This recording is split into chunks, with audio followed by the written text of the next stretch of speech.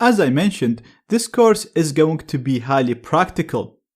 Therefore, you will need a lab, a place where you can practice and experiment with the things that you're going to learn in the course. Not only that, but having a lab is essential for hackers or pen testers, because let's say you discovered a new attack, or you want to experiment with a new attack, or you learned something new online and you want to test it, then the perfect place for you to test this and practice hacking is a hacking or a testing lab. Now, to create a lab, you just need a number of computers with different operating systems, and you'll need a number of networks if you're testing network attacks, and if you're testing website attacks, then you will need to install websites on these computers. Or you can do all of this inside your computer, inside one machine, and install everything else as virtual machines. And this is what we're going to do. So let's say you have your computer right here. This is your main computer that you use every day to check your emails or even to watch this course. This computer might be running Windows, OS X or Linux. It doesn't really matter. It can run any operating system. You can keep all the programs that you love and like, and install a virtualization software such as VirtualBox.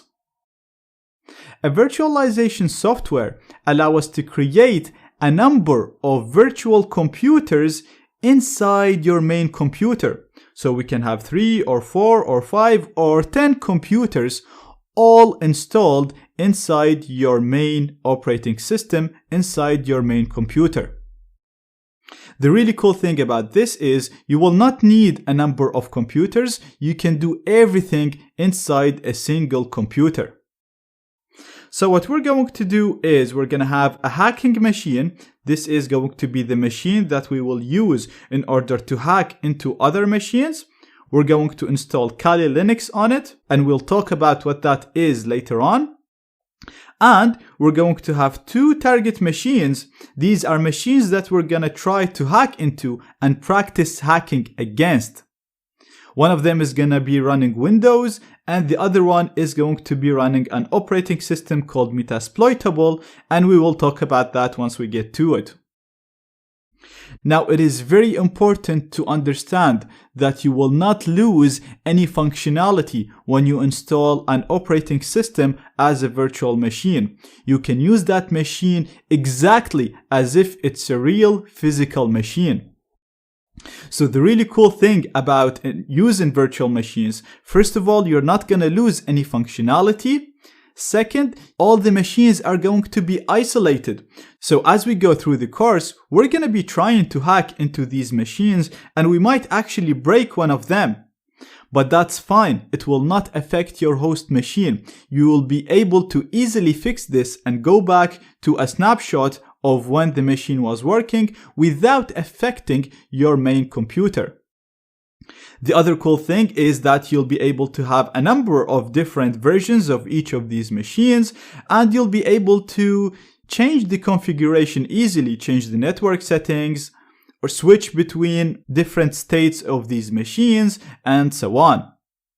So, by using virtualization, you will not lose any functionality, but you will gain so many cool features. And the main thing to keep in mind is your host machine, your main computer, will never be affected. It's completely isolated. And if we break any of these machines, nothing will happen to your precious computer that you use every day.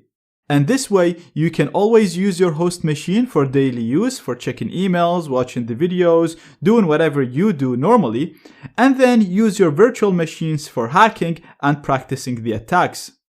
And this is what I actually do. So you can see I have my host machine running OS X, and I never use this for hacking.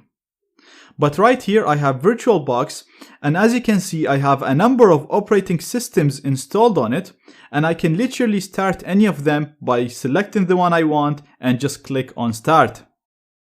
Now don't worry about this, I will show you how to install these virtual machines as we go through the course.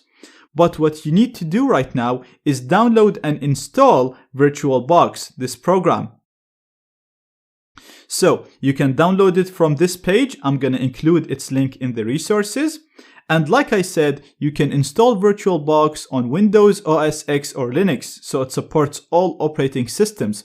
Just pick your operating system from here, download the relevant installer, and install it. Installing it is very, very simple. All you have to do is literally double click the installer, click next, next, next, next, and it'll install it for you. Once you start it, you'll see a program similar to this, but you will not have any virtual machines here, so it will be empty. And I will show you how to install all of these machines as we go through the course. One more thing to do as soon as you install VirtualBox is to download and install the extension pack.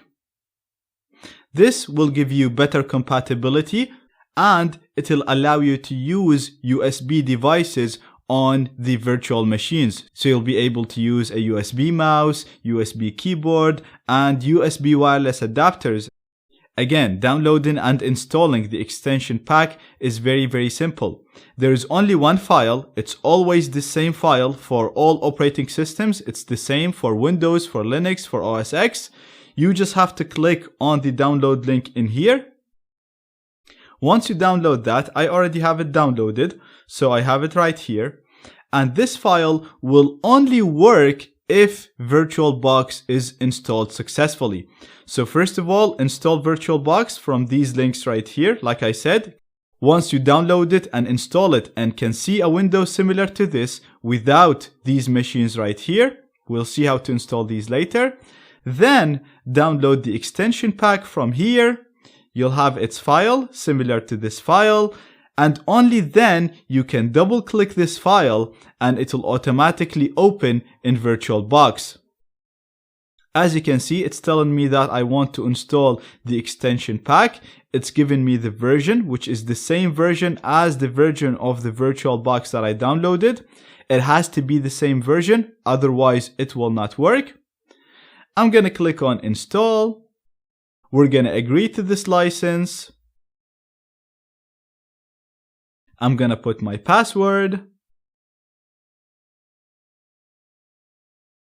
And as you can see, it's telling us that the extension pack is installed successfully.